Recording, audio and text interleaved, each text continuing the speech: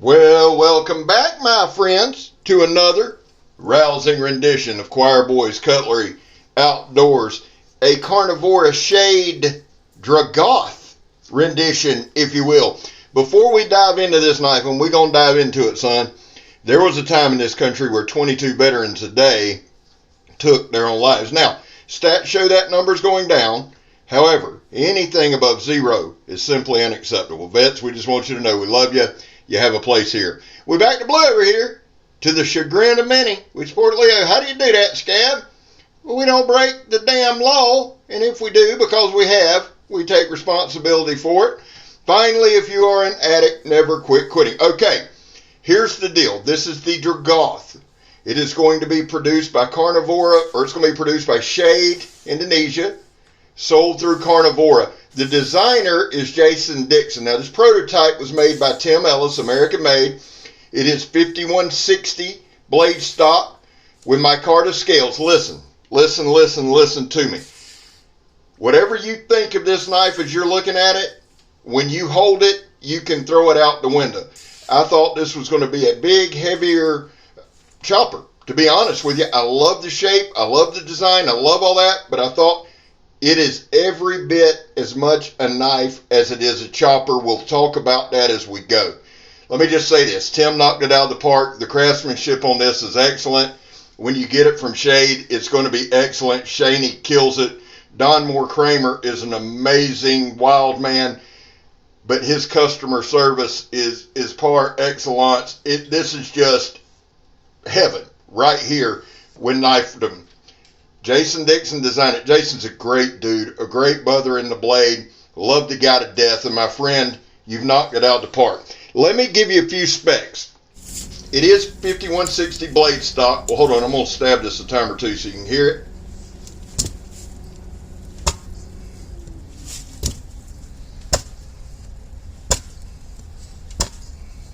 Now, you notice right there we were stabbing high, and it was getting a good half-inch penetration.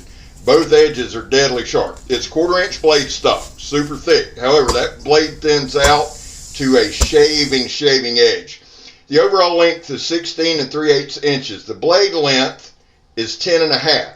Primary cutting edge is 10 inches.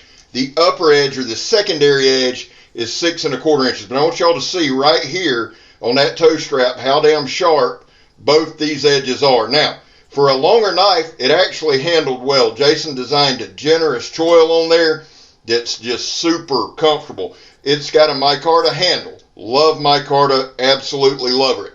The handle length, the overall length from the top of the Micarta to the wig splitter is 6 1/8. The actual grip, now I just pulled this with a tape measure, is around 4 3/8, somewhere in there, so it's ample. Watch this right here, watch. Bip, gone. That's that high pressure air hose. Guys, what I was saying is this. You look at it, it looks like a chopper. You think, man, that's going to be heavy. It's not. It's very balanced. It's light. It's fast. It does what you need it to do, and we're going to prove it. When we pop the trunk, no lies can be told because you're watching the knife work, right? That's why if you're new here, and welcome to all my new folks. We've picked up a bunch of subscribers in the past couple weeks, and thank y'all for riding with us. If you're new, this is the best way for me to demonstrate the knife, all right? We don't abuse it. We just put it to work. Now, that's some heavier gauge paracord, some thicker stuff. This is some high-pressure air hose. And what I like to do is just demonstrate the knife in some more industrial-type things. We chop, we slash, we cut, we stab. We do everything we can do. We try not to abuse the knife. We try to do hard use. Now, let me say this. That's high-pressure 1/4-inch airline, okay? So it's some tough stuff. Knife goes through it pretty well. With a blade length that long, it takes a little sawing sometimes, but I'm telling y'all. And again, I keep going back to this toe strap. If you watch the channel long enough, and again, thank you guys for choosing this video to check out. You know that that's a big cutting medium for me, okay? Right here, we're going to do the John Peters stab test, where we just do some quick, just like that, 6 to 8 inch punches. We don't go crazy. We don't go insane. And that choil, actually, right under that choil, there's a little handle guard there.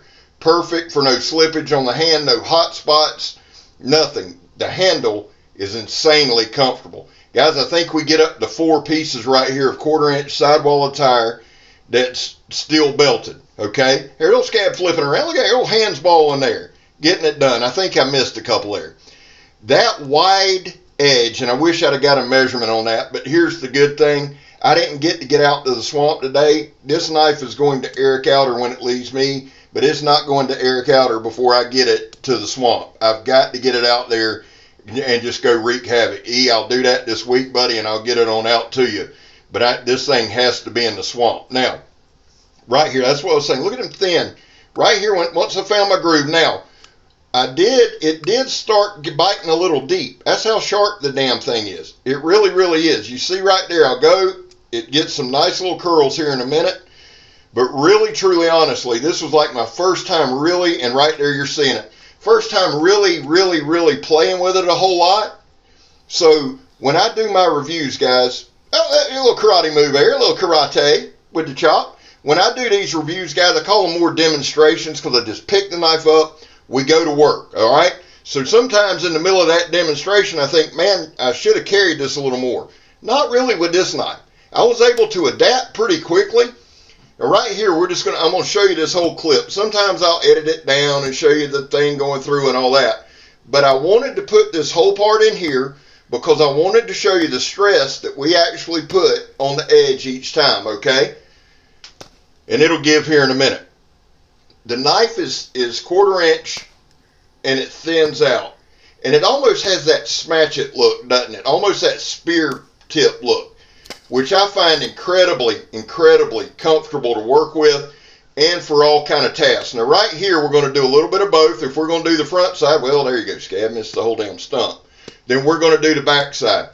Every part of this knife performed exactly the way I hoped it would. Not that I thought it would, but I hoped it would. Performed like a dream. And I'm telling y'all, you're going to see a massive difference from this video to when we go to the swamp. Why? Because I'll be that much more comfortable with it. Okay? Now, right here, I want y'all to pay attention. Not to that, because that's me being a dumbass. Look at the penetration there.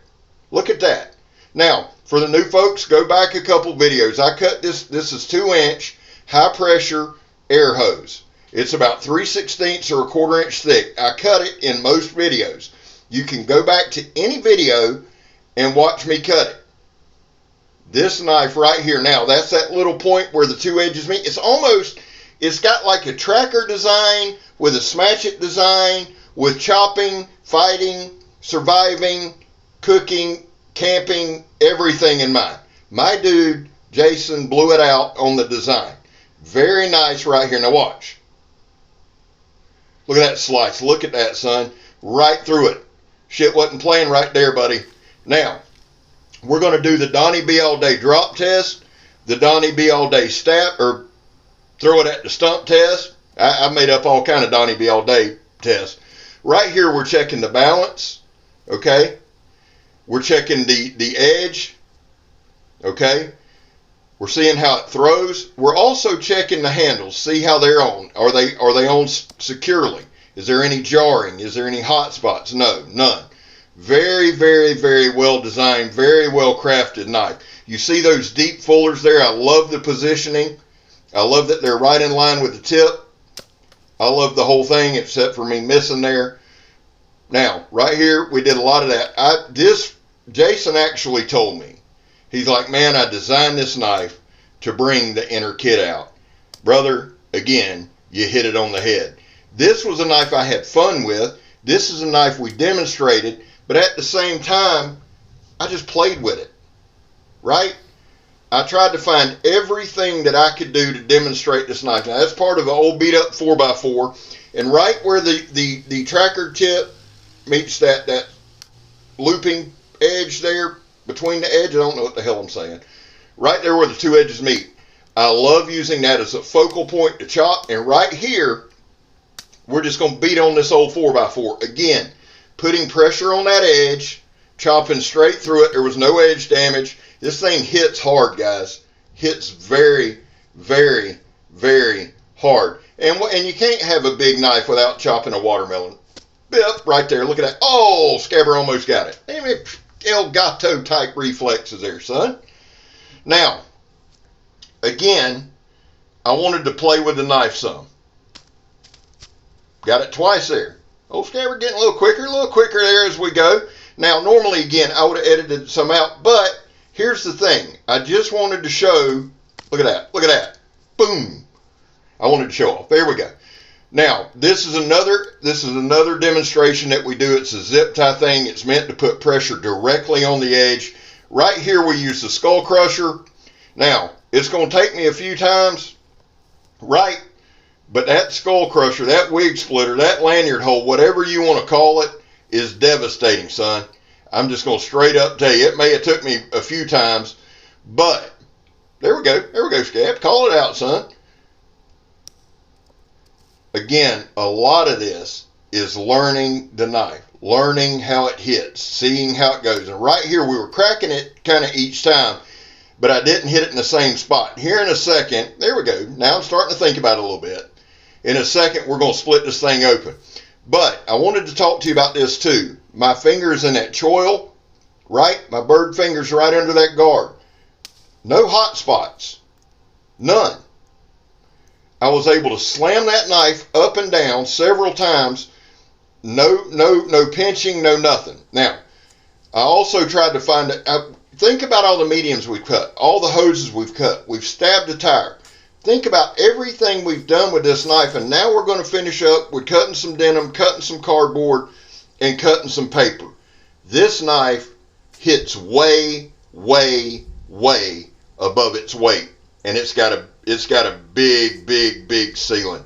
This thing, the more you use it, the better you get at it. I'm just telling you, and when we go to the swamp, I'm going to prove that.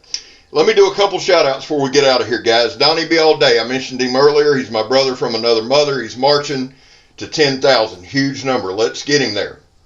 Joe, Steel Forged and Fire, Sword and Knife. Awesome, awesome brother.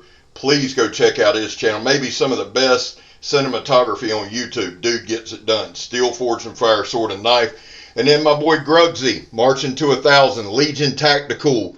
Grugsy's an awesome guy. And then John Heffron, Wingman 115. Go check him out. He's trying to get to 50,000. And finally, my second channel, Blade Talk with Scab and Joe.